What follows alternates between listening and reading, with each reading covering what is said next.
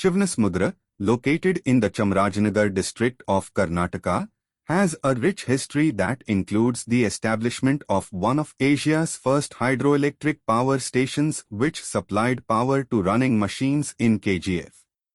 It is about 135 kilometers from Bangalore, which navigates through the Mysore Express Highway and take a diversion to Malvali, which leads to Shivanasamudra Waterfalls.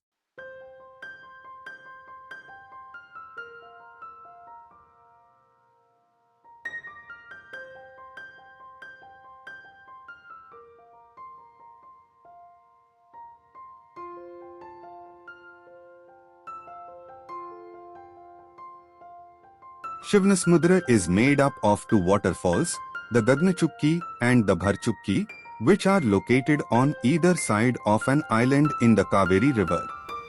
The viewpoints for each waterfall are about 15 kilometers apart. The falls drop from an impressive height of about 98 meters or 322 feet, making it one of the tallest waterfalls in the region.